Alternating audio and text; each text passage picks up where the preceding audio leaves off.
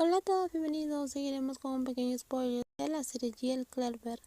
La tarde siguiente, tras su última comida en prisión, Belle por fin se encontraba libre, pero para ella la alegría era diferente. El derecho a ser tratada como igual, sin tener que mendigar dignidad, ahora vestida con una sencilla camiseta y vaqueros, el atuendo de una ciudadana común. Belle estaba a punto de cruzar las puertas de la prisión, sin embargo en su interior sentía un vacío, como si parte de su alma se hubiera quedado atrás entre sus muros. Al salir del edificio después de cambiarse, sus ojos se encontraron con una figura familiar. Claire, de pie a pocos metros de distancia, sonriendo y saludando con la mano, como si no se diera cuenta de que su despedida estaba haciendo que Belle volviera a llorar. Sin dudarlo, Belle se acercó a ella sin miedo a los guardias ni a las reprimendas, como si las normas de la prisión ya no la afectaran. Solo necesitaba una última cosa, un abrazo.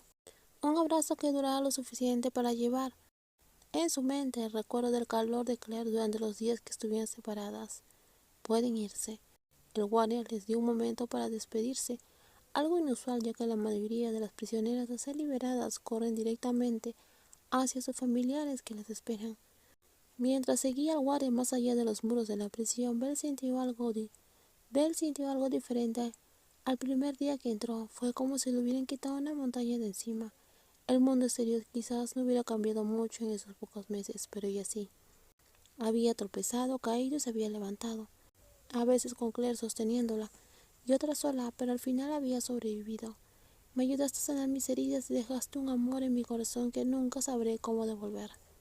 Belle seguía mirándose atrás con la mirada fija en Claire, hasta que en un rincón del edificio la ocultó. En cuanto cruzó la puerta principal, hizo lo que casi todos los exprisioneros hacen al ser liberados. ¿Me prestas el móvil, por favor? El guardia le entregó su propio teléfono y le advirtió: solo para avisar a tu familia, dile que irás a casa. Belle se giró discretamente y reveló un número de teléfono de 10 dígitos, escrito con bolígrafo en la palma de su mano. Sus dedos marcaron rápidamente. El teléfono sonó 2 veces, antes de que alguien contestara. Hola, le habla el teniente Krogel, del Departamento de Investigación. Dicen que es fácil vivir en espacios reducidos, pero es difícil de soportar cuando el corazón está asfixiado. Belle se sentó en el suave asiento de cuero, un lujo inimaginable comparado con el duro colchón de la prisión. El motor del coche apenas hacía ruido, lo que contrastaba con las fuertes peleas que resonaban por los pasillos de la prisión. El aire acondicionado ausente desde hace meses soplaba con una brisa fresca, muy diferente del ventilador oxidado que había usado antes, que parecía más un grillo metálico a punto de fallecer. Pero por alguna razón se sentía más incómoda ahora que cuando estaba en prisión. Belle estaba sentada en el lujoso asiento de cuero en un coche europeo, valorado en decenas de millones de baht, junto a Todd, el único heredero de un influyente político del partido gobernante, cuyo nombre ya circulaba como posible candidato para seguir los pasos de su padre.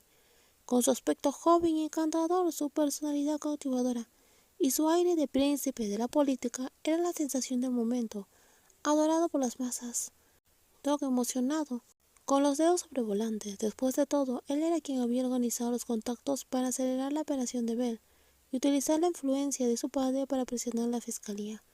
No fue ninguna sorpresa que el tribunal revisara la sentencia y le permitiera cumplir en libertad condicional con tratamiento terapéutico, en lugar de salir de prisión. Con eso tal vez podría perdonarle todo lo que le había hecho en el pasado. Belle había dependido de él durante años, pudriéndose en una celda. Si no fuera por Doug, seguiría atrapada en esa celda durante años. ¿Quieres comer algo? ¿Tienes hambre? Ese restaurante de carnes que tanto te gusta ha pasado tanto tiempo desde la última vez que estuviste allí. Doug le ofreció un gesto cariñoso. Sabía que las comidas en una prisión especial seguían siendo malas e insuficientes. Con razón, Belle estaba delgada y pálida, con las mejillas hundidas, tan frágil que parecía que la derribara una brisa. No tengo hambre, ya he comido. La comida de prisión no llena a nadie. Mira qué delgada estás. Ya te dije que no tengo hambre, solo quiero descansar. Belle se negó con voz firme, cortando cualquier posibilidad de réplica. Y si te gustó el video, por favor dale me gusta, también compártelo y no olvides suscribirse al canal. Cuídense mucho, bye bye.